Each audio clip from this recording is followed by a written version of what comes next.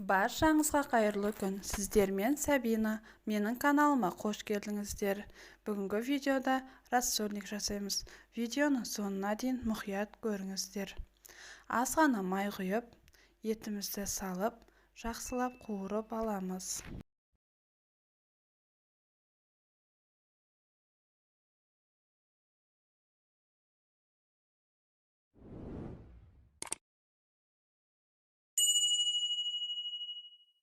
Етімізді қуырып алғаннан кейін, пияз сәбізімізді қуырамыз 10 минуттай.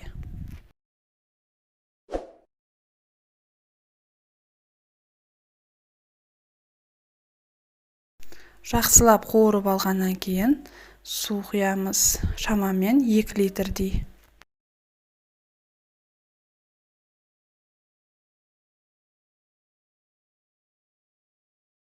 Суымыз қайнағаннан кейін баяу отқа қоямыз.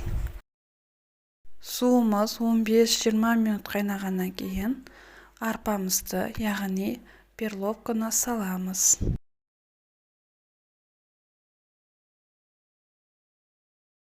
Перловкамыз 15-20 минут қайнайды.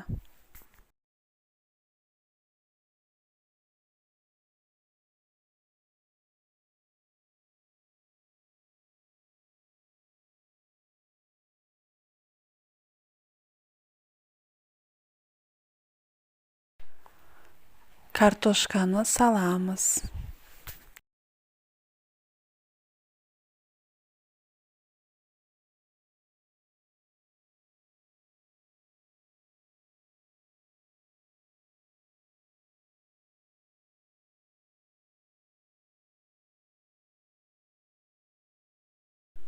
Менің каналыма тіркеліп, лайк басуды ұмытпаңыздар.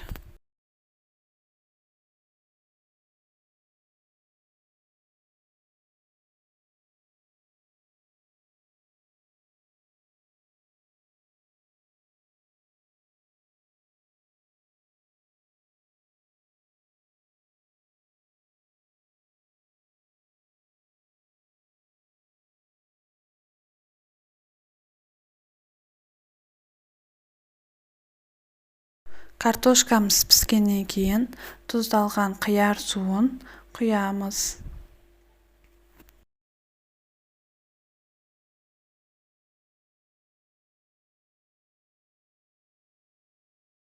Екі не 3 қиярды кубиктап турап саламыз. Және де сарымсақты майдалап турап, оны да салып араластырамыз.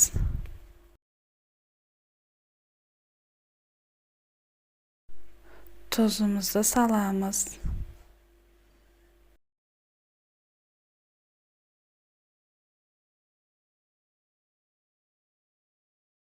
Он минут қайнағаннан кейін лавр жапырағын салып, тағы да 15 минут қайнатамыз.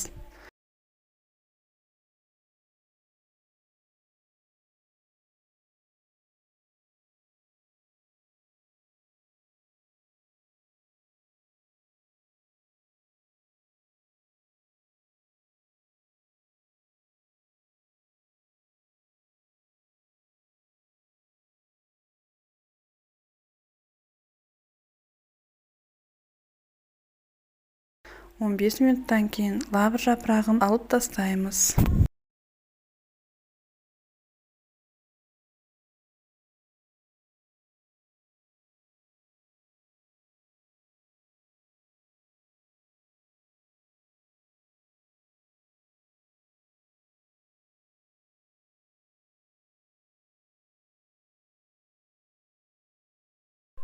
Мінекей, тамағымыз дайын. Астарыңыз дәмді болсын.